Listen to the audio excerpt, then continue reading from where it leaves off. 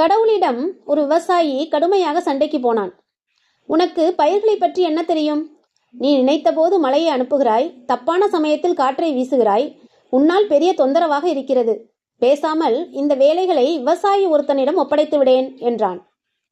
கடவுள் உடனே, அப்படியா, சரி, இனிமேல் வெளிச்சம், மழை, காற்று எல்லாம் உன் கட்டுப்பாட்டிலே இருக்கட்டும் என்று வரம் அருளிவிட்டு போய்விட்டார். விவசாயிக்கு சந்தோஷம் பிடிபடவில்லை. அடுத்த விதைப்பிற்கான பருவம் வந்தது. மழை பெய் என்றான், பெய்தது. நிறுத்த சொன்னபோது மழை நின்றது. ஈரமான நிலத்தை உழுதான். தேவையான வேகத்தில் காற்றை வீச செய்து விதையை தூவினான். மழை, வெயில், காற்று எல்லாமே அவன் சொன்ன பேச்சை கேட்டன. பயிர் பச்சை பசேல் என்று வளர்ந்தது. வயல்வெளியை பார்க்கவே மிகவும் ரம்மியமாக இருந்தது. அறுவடை காலமும் வந்தது. விவசாயி ஒரு கதிரை அறுத்தான். அதனை உதிர்த்து திறந்து பார்த்தான். அதிர்ந்தான். உள்ளே தானியத்தை காணவில்லை. மிக சிறிய பதறுதான் இருந்தது. அடுத்தது, அதற்கடுத்தது என்று ஒவ்வொரு தானிய கதிராக வெட்டி எடுத்து உடைத்து பார்த்தால் ஒன்றிலுமே தானியமில்லை. ஏ கடவுளே என்று கோபத்தோடு கூப்பிட்டான்.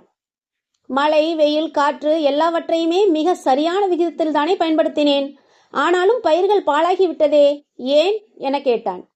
கடவுள் புன்னகைத்தார். என் கட்டுப்பாட்டில் இருந்தபோது காற்று வேகமாக வீசும்.